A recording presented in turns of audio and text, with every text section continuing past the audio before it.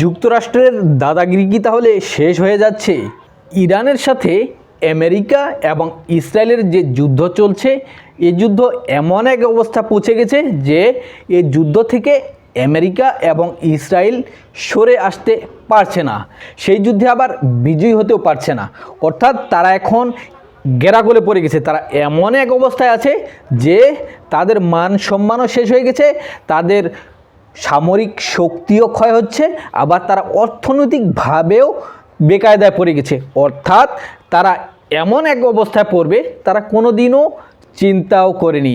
আর সর্বশেষ হরমুজ প্রণালী বন্ধ করে দেওয়ার পর আমেরিকার উপর চাপ বাড়ছে, কারণ এই হরমুজ প্রণালী দিয়ে পৃথিবীর যে আমদানি রপ্তানি হয় তার একটা বৃহৎ অংশ এই হরমুজ প্রণালী দিয়ে হয়। অর্থাৎ এখান দিয়ে জাহাজ পারাপার হয়।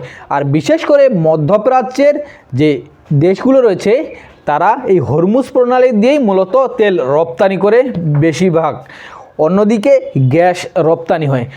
এই হরমুজ প্রণালী বন্ধ করে দেওয়ার ফলে এখন এই মধ্যপ্রাচ্যের দেশগুলো আমেরিকা এবং ইউরোপকে চাপ দিচ্ছে, কারণ মধ্যপ্রাচ্যের দেশগুলো মূলত প্রাকৃতিক সম্পদ বিক্রি করেই তাদের অর্থনৈতিক সিস্টেম চালাতো, তাদের দেশ চালাতো। কিন্তু তাদের অর্থনৈতিক সিস্টেম যখন ভেঙে পড়ছে তখন তারা আর দেখবে না যে আমাদের নিরাপত্তা কে দিচ্ছে, আমরা আগে পেটে ভাতে বাঁচি।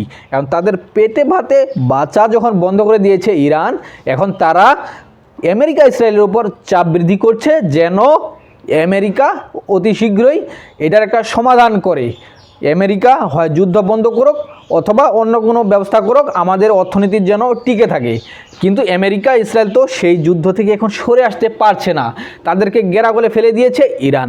সর্বশেষ ইরানের যে একটি দ্বীপ রয়েছে যার প্রায় 90% তেল সেখান থেকে রপ্তানি করে ইরান, সেখানে ব্যাপকভাবে হামলা হয়েছে। যদিও এই তেলের ডিপোগুলোর উপর হামলা হয়নি, কিন্তু তার যে সামরিক যে সিস্টেম রয়েছে, তার যে সামরিক স্থাপনাগুলো রয়েছে এর উপর ব্যাপকভাবে বিমান হামলা করে এবং অধিকাংশ ধ্বংস করে দেয়।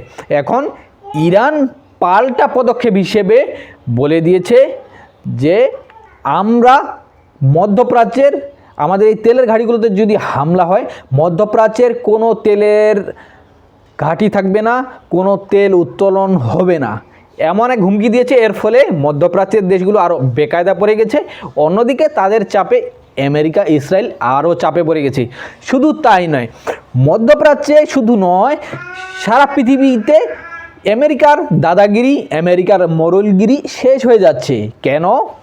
প্রায় 50 বছর আগে একটা চুক্তি হয়েছিল, সৌদি আরব যত তেল রপ্তানি করবে সেগুলো ডলারে বিক্রি করবে। অর্থাৎ এই ডলারে বিক্রি করবে সৌদি আরব, আর এই ডলার বিক্রির ফলে অটোমেটিক তাদের কোনো তেল না থেকেও আমেরিকা একটা পার্সেন্টেজ পাবে। অর্থাৎ সৌদি আরব যত রপ্তানি করবে এখান থেকেও এই রপ্তানি থেকে তারা বিলিয়ন বিলিয়ন মার্কিন ডলার উপার্জন করবে। অর্থাৎ এটাকে বলে পেট্রো ডলার। এখন এইখানে হাত দিয়েছে ইরান। ইরান বলে দিয়েছে এই হরমুজ প্রণালী দিয়ে তাদেরকে আমরা যাতায়াতের ব্যবস্থা করে দিব, তারা নিরবিচ্ছিন্নভাবে এখান থেকে তেল রপ্তানি করতে পারবে। কোন দেশগুলো? যেসব দেশ ডলারে নয় বরং ইউয়ানে, চীনের মুদ্রা ইউয়ানে বিক্রি করবে তেল, তাদেরকে আমরা এই হরমুজ প্রণালী দিয়ে তেল আমদানি রপ্তানির ব্যবস্থা করে দিব, সুযোগ করে দিব, আমরা হামলা চালাবো না। অর্থাৎ এই মধ্যপ্রাচ্যের দেশগুলোও কিন্তু এখন তেল রপ্তানি করতে পারবে। তাদের কিন্তু চিন্তা কিছুটা দূর হয়ে গেল, কিন্তু বেকায়দা পড়ে গেল কে? আমেরিকা। কারণ যখন এই মধ্যপ্রাচ্যের দেশগুলো ডলার থেকে বের হয়ে চলে আসবে, আমেরিকার অর্থনৈতিক অবস্থা ভেঙে যাবে, কোলাপস করবে, আমেরিকা দেউলিয়া হয়ে যাবে। কারণ আমেরিকার ঋণের পরিমাণ এখন প্রায় 37 থেকে 38 ট্রিলিয়ন মার্কিন ডলার। অর্থাৎ আমেরিকা এমন ঋণী যে তাদের দেশ বিক্রি করে দিলেও তারা সেই ঋণ পরিশোধ করতে পারবে না, তারা একেবারে দেউলিয়া হয়ে যাবে। কিন্তু তারা এমন এক অবস্থায় রয়েছে যে হাতির মতো। হাতি দেখতে যে বিশাল, সে না খেয়েও যদি থাকে 10 দিন বোঝা যাবে না যে এই হাতি না খেয়ে আছে। আমেরিকার অবস্থা হলো এরকম। আর হাতি যখন মরে যাবে তখন কিন্তু পড়ে যাবে, তখন তার কোনো শক্তি থাকবে না, তার কোনো ভ্যালুই থাকবে না। আমেরিকার অবস্থা হয়েছে এখন এমন যে তারা হাতির মতো হয়ে আছে, কিন্তু তারা এখন না খেয়ে আছে, তাদের ভেতরে কোনো কিছুই নাই। এখন যদি এই ডলার থেকে বের হয়ে আসে মধ্যপ্রাচ্যের দেশগুলো, আমেরিকা দাদাগিরি শেষ হয়ে যাবে। আর এখানে অবশ্যই কলকাঠি নাড়ছে চীন। চীন ইরানকে প্রযুক্তিগত, আর্থিকভাবে এবং সামরিকভাবেও সাপোর্ট করছে, কারণ এরকম সুযোগ কোনো দিনও পাবে না চীন। আমেরিকাকে এখন নাকে খড় দিয়ে ঘুরানোর এটাই উপযুক্ত সময় চীনের জন্য। আর সেজন্য চীন সরাসরি আমেরিকার সাথে কোনো যুদ্ধে না লড়ে আমেরিকাকে দুর্বল করছে। কার মাধ্যমে? ইরানের মাধ্যমে। আর ইরানকে এখন চীন ব্যবহার করছে। আর এদিকে ইরানও সরাসরি বলে দিয়েছে যে তোমরা আর ডলারে তেল রপ্তানি করতে পারবে না। তোমরা যদি চীনের মুদ্রা ইউয়ানে তেল রপ্তানি করো তাহলে হরমুজ প্রণালী দিয়ে তোমাদের জাহাজ চলাচল করতে পারবে। অন্যদিকে ইউক্রেন এবং রাশিয়ার যুদ্ধের ফলে রাশিয়ার উপর তেল রপ্তানিতে নিষেধাজ্ঞা দেয় আমেরিকা, অর্থাৎ রাশিয়ার তেল কোনো দেশ কিনতে পারবে না। আর এটা মূলত ইউরোপের দেশগুলোর চাপেই আমেরিকা এই সিদ্ধান্ত নিয়েছিল। কিন্তু এখন যেহেতু তেলের বাজার অস্থির, মধ্যপ্রাচ্যের দেশগুলো তেল রপ্তানি করতে পারছে না, এখন আমেরিকা রাশিয়ার যে তেলের উপর নিষেধাজ্ঞা দিয়েছিল সেই নিষেধাজ্ঞা তুলে নিয়েছে।